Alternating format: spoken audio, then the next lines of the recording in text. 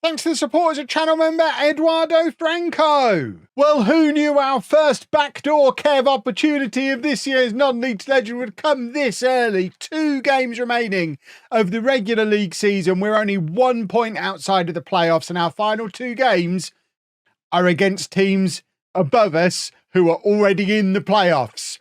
Basically, the playoffs have started early, and they're happening right now.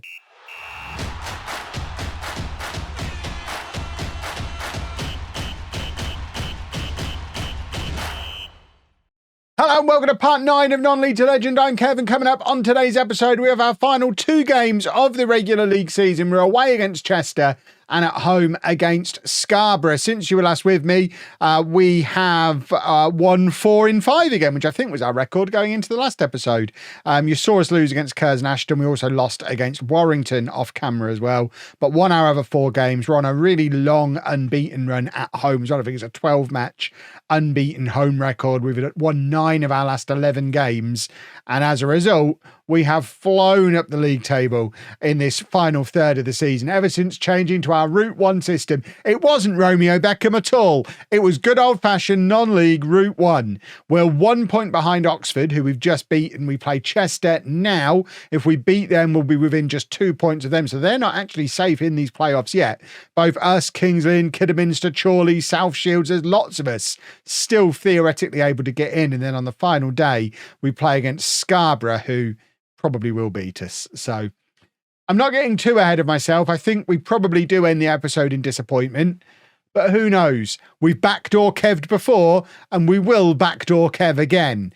This is the team for the game against Chester. It's Maxted in goal, a back four of McGinn, Pratt, Dean and Little, Murrumbedzi and Bates in midfield, Thomas and Lowe out wide with Beckham still injured, and then Newton and Hall up front. We've offered a new contract to Connor Hall. I know in the last episode he was on the transfer list. I actually think if we can bring the right players in around him, we can probably fit our 30-goal contribution striker in for another year, even though he doesn't play the way I necessarily want him to play.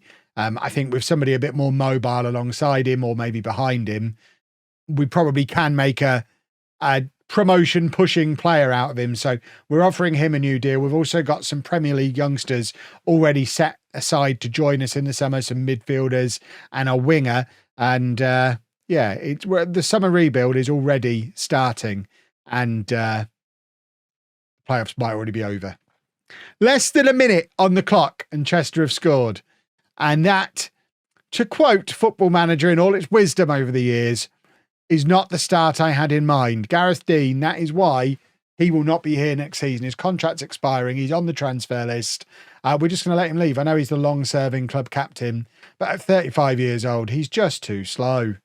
We can't be doing with these 30-something slow guys cluttering up the entire team. You can get away with 1 or 2 of them, but we've got Newton, we've got Dean, we've got Little, who's actually not hugely slow. Little's probably the pick of the bunch. We've got Lowe. There's 4 of them in their mid-30s in this team, and that's at least 2 too many, if not the full 4 too many. That I'll probably let them all leave this summer, assuming all their contracts were done. I don't know. Surely I only gave Mark Little a short-term deal. I can't imagine he's here for next year. If he is, I wouldn't actually be that upset about him being here because he's been pretty good since arriving, and that is a disaster. The first goal was a problem. That's a disaster because this is us done. We're going attacking. I don't want to see the replay. I'm going to berate them. I mean, theoretically, it's not all over. We'd still find ourselves 2 points behind Oxford with a game to play, but with multiple teams between us and them, and us having to play Scarborough, who are very good, the chances of us coming back from this situation are close to 0. But I guess we've all played enough Football Manager over the years to know it likes to be a rascal in situations like this, and maybe it's just setting us up for this to be another twist in the tail. At 3-0, I don't think we're twisting from here, are we? Our goal difference advantage has evaporated. We're being absolutely smashed by one of the teams that we could have caught going in. This is them securing their playoff spot. We've got to score here. Right, we have a penalty. Is the great comeback going to come on? If we can make it into the playoffs from here, it'll be the greatest turnaround I've ever presided over. It's going to be Hall stepping up, to get one back, and he does. It's 3-1. Still an hour to play. That's the 25th goal of the season for Connor Hall. Absolutely with the right attitude as well. Running straight into the ball, into the goal, following the ball, trying to get us back underway again. He's ready to go and grab another one. We're going to demand more. If we can grab another one back before half time, maybe we can dream a little bit. Wouldn't it be nice in this situation to dream a little bit? Because the ridiculous thing is, with how close all the points are and how fickle the board seem to be, if these next two results don't go our way, we could finish 13th, and then the board are ridiculously unhappy with me again because we've not finished in the top half of the table. Never mind the fact there's 3 points separating 8th from 14th, and we are still mathematically in the hunt for the playoffs with a game to go. None of that matters. All that matters to them is that final league position, which is everything apparently. And George Pratt, an 8th goal of the season now for him. This corner threat gets stronger and stronger. Where was this at the start of the season? It took us a long time to get to the point where we're able to do that consistently, but we now finally are. Oh, Max Ted's left a big gap here. Please move over that way a bit. Please move over that way a bit for good. Okay, it went the opposite way to what I told him to move. I feel like I might have caused that to happen. I'm sorry. My mistake. I don't want to see the replay. I refuse to take sorry, Johnny. I refuse to take personal responsibility for it. But we still just need 3 goals. We can do 3 goals. We're good at set pieces. We've got one of the best strikers in the division. We could score multiple goals, couldn't we? Maybe. Matt Derbyshire's still never scored for us. This is where I'd love to be able to bring Beckham on. But unfortunately, he is not available. So we changed a fullback. That's how you solve this problem. I think we go very attacking this early, just because it's not even enough for us to equalise. We've got to score 3 goals. We've got to win this game.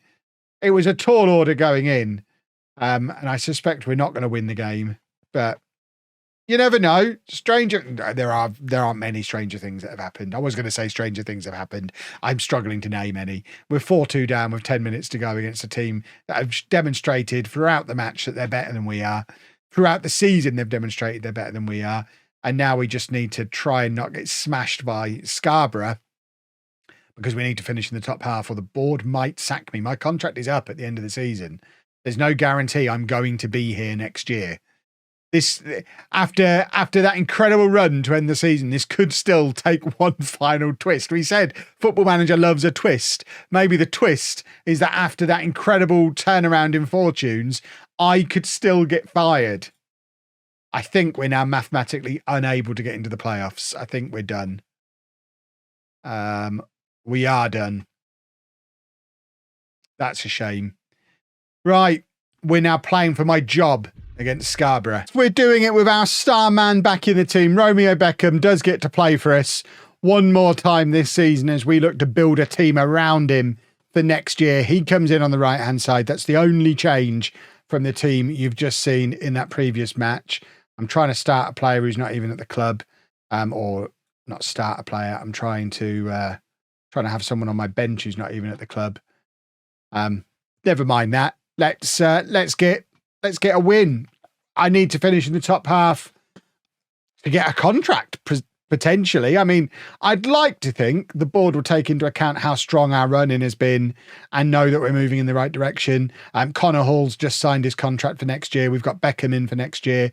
We've got like 3 or 4 Premier League youngsters coming in for next year. We've got a lot of the old men who are out of contract this summer. I've got a rebuild that I'm planning.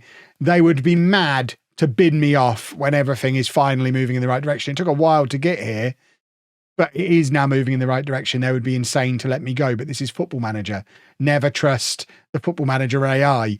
Danny Newton, 19 for the season for him. That's not going to be enough to convince me to keep him around next year. He is done. At 34, he's just not done things like that often enough. And we need a mobile striker around Hall. A mobile striker, a mobile attacking midfielder.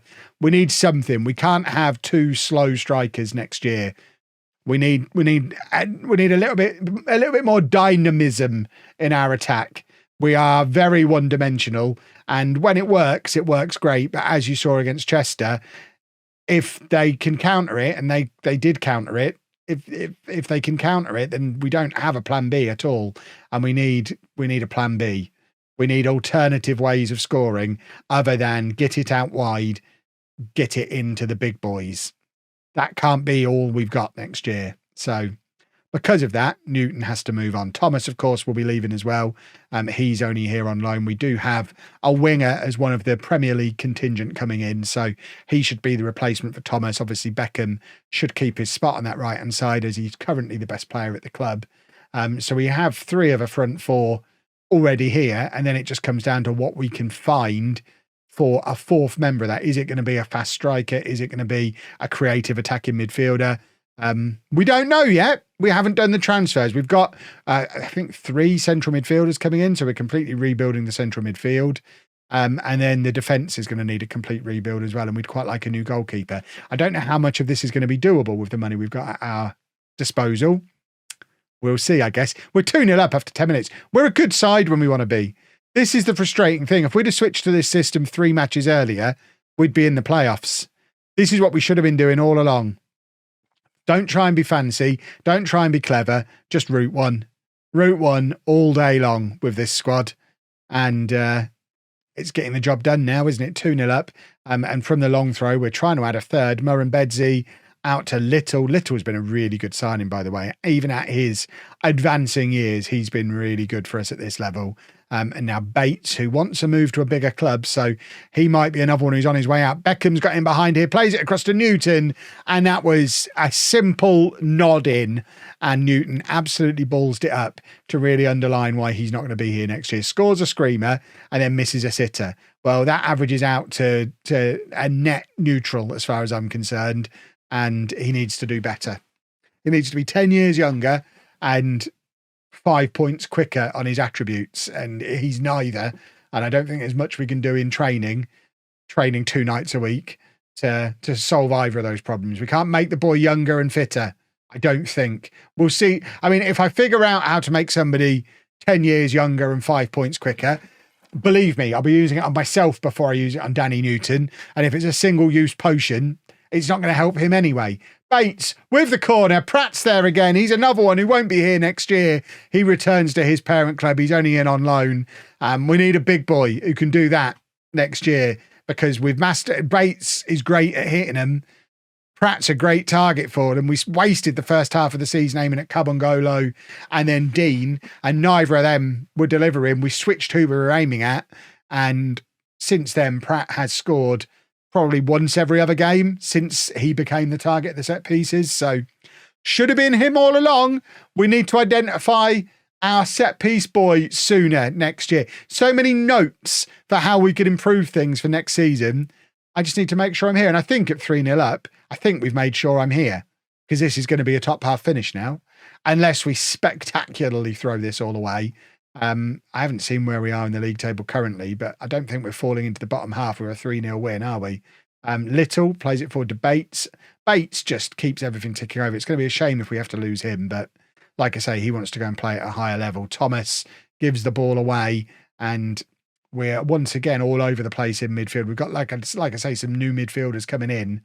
Murrumbedzi's going to be gone. Bates will probably be gone. And I think I want a little bit more energy in midfield. Beckham doing good work to intercept, but then it goes past him. And it is Scarborough, isn't it? Scarborough on the attack again. And Maxted, hopefully, going to maintain his clean sheet. He's been great on this little run. He's been rubbish. Get him gone.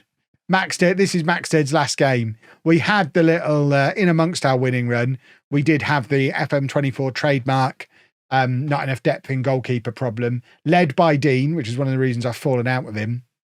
We didn't have the option of just binning him off because we didn't have another centre-back to replace him with. But I don't think that helped in some of the bigger games. If he hadn't have led a player revolt, who knows how things might have turned out. There's so many ifs, buts and maybes from this season. Can we have a fourth? Corner comes in. Pratt's there again. This time, though, his header loops rather calmly and safely over the top of the crossbar. And I don't want them to score again before half-time. At 3-1, I think we're in a good position. At 3-2, with them being such a good side, I do panic a little bit. Maxted had that covered all day long. We don't worry about that. So we're in 10th as it currently stands. Just make sure we end up roughly there. And I think everyone's happy then. The board get what they paid for. And I should, theoretically, get a contract extension and can continue this project for another year. Calder back to Pratt. And now Murrumbedzi to Bates, who plays it forward to Newton. Newton back to Calder. And now Bates again. Bates, when we not for a Route 1 team, this is some lovely passing. This is better passing than when we were trying to be a passing team. Hall out to Calder, and now Thomas has got him behind his fullback and drives it across goal. It's hit the inside of the post, and once again, it's another example of our wide players when they should be crossing, going for glory, and then not achieving glory. I wish they were a little less selfish and actually crossed sometimes. I mean, when you've got the quality of Beckham, it has led to him scoring a lot of goals. When you've got the quality of Thomas, less so. He needs to do a bit more crossing. And now we've let Scarborough back in. Murrumbedzi misses his header at the far post. It's now 3-2. 35 minutes still to play. And as good as Scarborough have been this season, you would back them at this point. They've got the playoffs still to come. And I think they're probably going to want to be in some nice, strong form going into those playoffs. So they've got every incentive to turn this game around in these final 20, 25 minutes or so. And it would just be a demonstration of what a bunch of bottlers we are if we manage to mess it up from here. Right, Beckham has done 70 minutes. That's all he can do. He's done well to fit that amount of time in. Lowe comes on for him.